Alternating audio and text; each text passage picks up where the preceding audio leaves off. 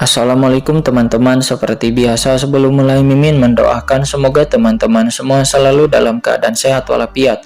Oke, kali ini kita akan melanjutkan Martial Master versi Novel bagian 2027. Bagi yang baru bergabung, selamat bergabung. Dan bagi yang belum subscribe, subscribe dulu lah agar Mimin tambah semangat lagi nih bikin videonya. Oke, kalau sudah kita langsung masuk ke isi ceritanya. Junior ini memiliki seorang kerabat dekat yang meninggal belum lama ini, dan untuk menyelamatkannya Junior, tapi dia baru saja memasuki ranah transendensi. Mendengar itu Kaisar Kuno pun mengangguk. Memang benar, dia lemah, tapi jika kemampuannya kuat, dia akan memiliki semacam obsesi dan keterikatan sebelum dia mati. Segala sesuatunya tidak boleh memasuki reinkarnasi secepat ini. Tetapi jika mereka ingin dibangkitkan, itu sangat sulit. Mendengarnya mata Molly menjadi lebih gelap. Pada saat ini Kaisar Kuno tiba-tiba berkata, "Itu memang sulit, tapi tidak sepenuhnya mustahil." "Senior Kaisar Kuno, apakah Anda tahu caranya?" kata Molly. Matanya yang awalnya putus asa tiba-tiba bersinar dan dia menatap Kaisar Kuno dengan penuh semangat. Namun Kaisar Kuno menggelengkan kepalanya. "Aku bukan Dewa Hades, apa yang bisa aku lakukan? Terlebih lagi bahkan Dewa Hades pun tidak dapat sepenuhnya melanggar kehendak dunia bawah dan membangkitkan mereka yang telah mati. Kekuatan Dewa Alam Hades itu berasal dari dunia bawah dan membangkitkan orang mati. Itu melanggar hukum dunia bawah dan akan menyebabkan kerusakan yang tidak dapat diperbaiki pada hukum dunia bawah. Jika dia melakukan ini, itu sama saja dengan bunuh diri." "Senior, apa yang kamu katakan sebelumnya?" kata Molly. Dia gemetar. Kaisar Kuno pun tersenyum. "Hanya karena aku tidak bisa melakukannya, bukan berarti orang lain tidak bisa melakukannya." Setelah mengatakan ini, Kaisar Kuno menoleh untuk melihat ke arah Kincen dan berkata sambil tersenyum, "Alasan Dewa Dunia Bawah bersedia memberikan klan Dewa Kunoku orang kuat itu untuk berubah menjadi patung batu, selain janjiku untuk menjaga dunia bawah. Tetapi yang terpenting adalah wajah orang itu dari generasi kedua," kata Kaisar Kuno. Dia tersenyum dan berkata, "Jika adik laki-laki Kincen setuju untuk mengambil tindakan dan menggunakan metode itu untuk secara paksa membalikan jalan surga di dunia bawah dan membangkitkan orang yang Anda cintai, itu seharusnya tidak akan sulit." Mendengar itu seketika Molly sangatlah bersemangat. Dia menatap Kincen dengan tergesa-gesa. Tatapannya sangat berapi-api. Di matanya seperti melihat keindahan yang tiada tara. Bisakah orang di belakang Kincen membangkitkan Tuan Raja Iblis Api Merah Cian? Sebuah harapan pun langsung membara di mata Molly. "Semuanya, aku tidak akan tinggal di dunia bawah ini lagi. Saudara-saudaraku baru saja dibangkitkan dan jiwa mereka harus diintegrasikan ke dalam tubuh sesegera mungkin," kata Kaisar Kuno. Dia tersenyum dan memandang Kincen. "Adik junior Kincen, lihat kamu dalam semesta asli." Setelah itu, Kaisar Kuno pun melangkah maju bersama dengan banyak orang kuat dari para klan Dewa Kuno, dan mereka semuanya pun langsung menghilang ke dalam jalur antara alam semesta asli dan dunia bawah. Setelah Kaisar Kuno pergi, seluruh sungai kematian kehilangan gejolak aura Kaisar Dewa dan langsung menjadi tenang. Chen Sisi melangkah maju dan mendatangi Kincen, perlahan memegang tangannya. Keduanya saling memandang dan tersenyum. Meskipun perjalanan ke dunia bawah ini melalui banyak hal, setidaknya itu berakhir dengan baik. Luka Chen Sisi telah sembuh dan semua orang mampu mengusir penyakit di dunia bawah dan memulihkan perdamaian di dunia bawah. Hanya saja dunia bawah saat ini baru saja mengalami perang besar dan penuh lubang. Jika ingin memulihkan kehidupan sepenuhnya, saya khawatir masih banyak yang harus dilakukan. Bawahan telah menemui Tuan Muda Chen dan juga sang putri. Pada saat ini sebuah suara keras terdengar, dan itu adalah Kaisar Yoming dan juga kelompok Kaisar Agung Dunia Bawah. Semuanya mendatangi Kincen dan mereka semua buru-buru berlutut dengan ekspresi hormat. Kaisar Yoming memandang Kincen dan Chen Sisi dengan ekspresi tersanjung di wajahnya dan berkata dengan hormat, "Tuan Muda Chen, Tuan Putri Chen Sisi, apa yang akan dilakukan selanjutnya?" Di belakangnya Kaisar Yan dari istana ke-10, Kaisar Si Huang dan juga yang lainnya. Semuanya tampak hormat dan menundukkan kepala. Dengan kepala tertunduk, dia terlihat sangat patuh seperti yang dia inginkan. Tetapi hatinya bahkan lebih ketakutan dengan kekuatan dan status Qin Chen saat ini. Mencoba membunuh dirinya itu seperti menghancurkan seekor serangga. Qin Chen pun melirik semua orang dan tubuh semua orang tiba-tiba gemetar karena tidak bisa menahan rasa takut di hati mereka. Dan kepala mereka tidak bisa membantu tetapi semakin menunduk, itu menunduk lebih rendah lagi. Karena mereka semua tahu bahwa hidup dan mati mereka sekarang ada di tangan Qin Chen. Tangan Qin Chen sekarang dapat menentukan nasib mereka hanya dengan satu kalimat. Kaisar Yaoming, sikapmu berubah sangat cepat, kata Qin Chen dengan ringan. Kaisar Yaoming saat ini ketakutan hingga dia tiba-tiba gemetar, seluruh tubuhnya gemetar dan keringat dingin tiba-tiba menetes dari dahinya. Tuan Muda Chen, hatiku ini sangat bersih untukmu. Tuan Muda Chen, aku tidak akan pernah berniat jahat, kata Kaisar Yaoming. Dia berkata dengan ringan, langit dan bumi bisa belajar satu sama lain. Kaisar Yaoming begitu ketakutan sehingga rasa merinding menjalar ke punggungnya. Qin Chen tidak banyak bicara, dia hanya melambaikan tangannya. Kembalilah dulu dan bereskan dunia bawah. Kaisar Yaoming tidak bisa menahan napas lega dan sebuah batu besar tiba-tiba jatuh di hatinya. Tuan Muda Chen sepertinya telah memanfaatkan dirinya sendiri. Tuan Chen, di mana istana ke-10, Kaisar Yan berada dan yang lainnya? Kaisar Yaoming tidak bisa menahan diri untuk tidak bertanya. Qin Chen pun melirik Kaisar Yan dari istana ke-10 dan yang lainnya. Kaisar Yan dari istana ke-10 dan yang lainnya seketika merasakan hawa dingin di sekujur tubuh mereka. Seolah-olah mereka ditusuk oleh ribuan jarum. Mereka tidak pernah membayangkan bahwa suatu hari mereka, orang-orang terkuat di dunia bawah, akan merasa tidak nyaman di depan seorang pria muda yang kuat dari dunia surga.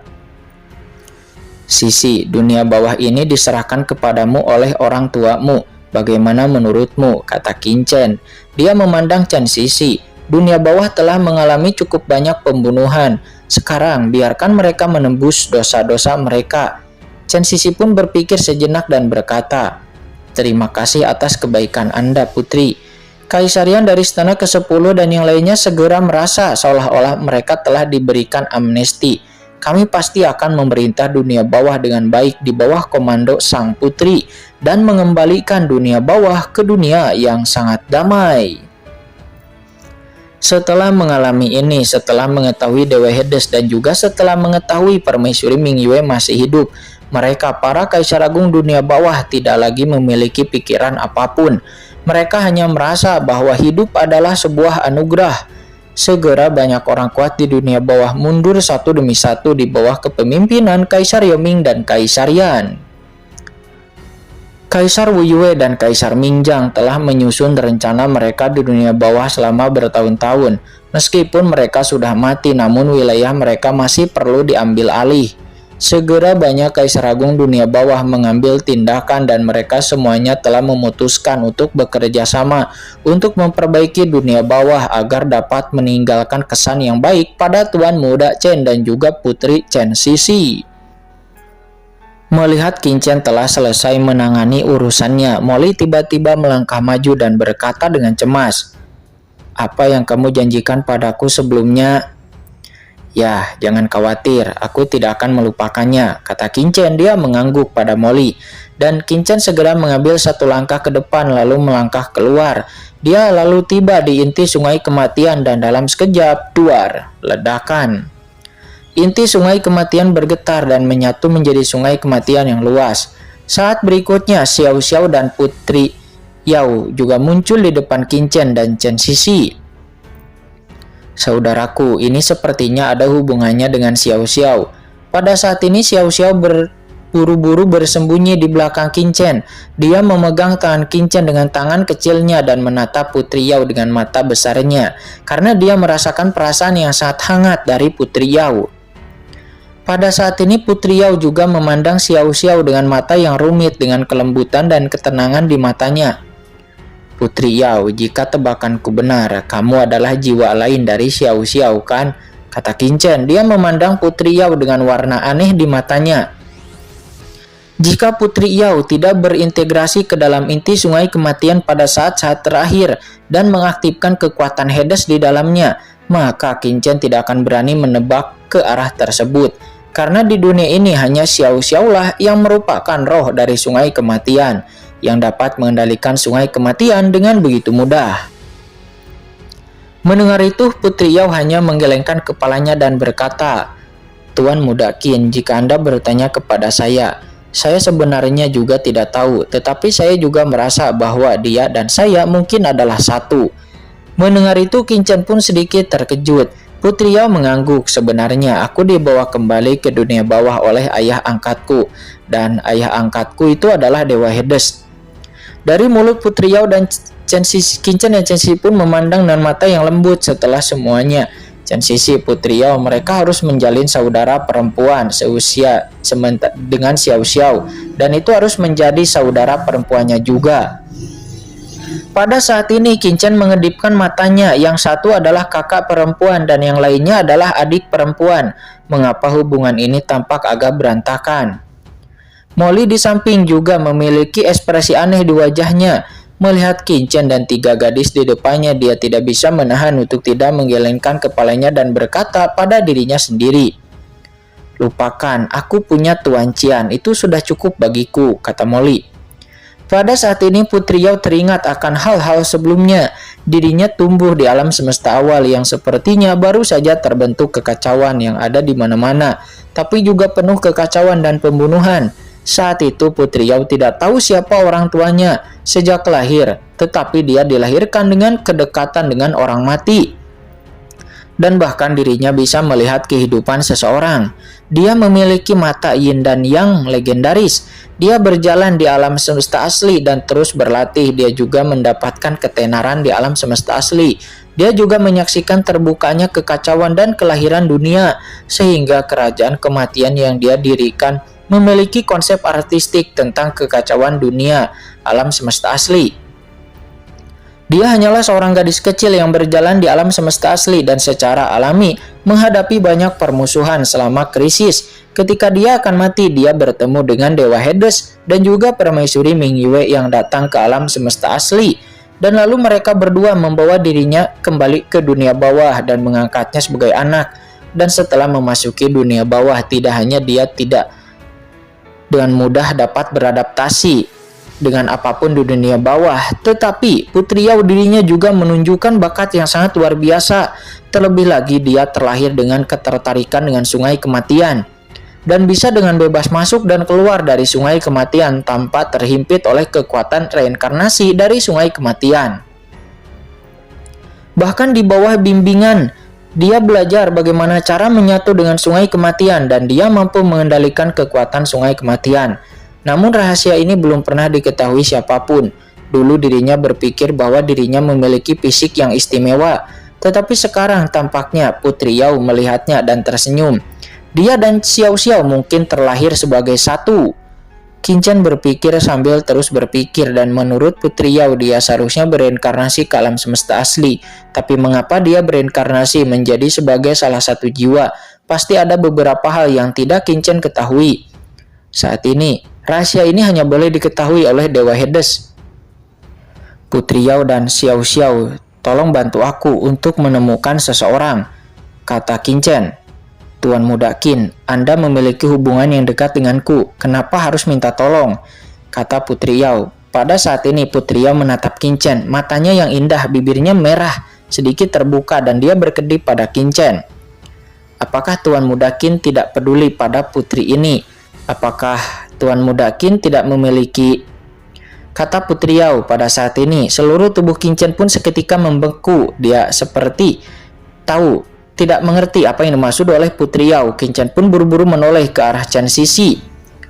Oh, apakah ini benar? Chen Sisi pun tiba-tiba tertawa. Hahaha, ya Chen, jika kamu tertarik kepada Putri Yao, maka kami para saudari sebenarnya dapat mengadakan pertemuan untuk membahasnya. Mendengar ini Putri Yao tidak bisa untuk tidak menahan diri untuk menutup mulutnya dan tertawa. Hahaha, saudara Chen Sisi, aku hanya bercanda sebelumnya. Aku melihat bahwa aku sedikit menakuti Tuan Muda Qin. Karena itulah aku hanya mencoba yang terbaik, tapi aku tidak tahu siapa yang ingin ditemukan oleh Tuan Muda Qin, kata Putri Yao. Pada saat ini, berbicara tentang ini, Putri Yao menoleh untuk melihat sungai besar. Jiwa-jiwa mati di atas kepalanya, ada kilatan kekecewaan di matanya, dan ada secercah cahaya kristal. Itu mekar, tapi nampak itu dengan cepat menguap dan menghilang. Molly, ayo tunjukkan, kata Qin Chen. Dia segera menatap Molly. Molly pun buru-buru melangkah maju, mengangkat tangannya dan langsung menunjukkan wajah asli dari Raja Iblis Api Merah alias Qian.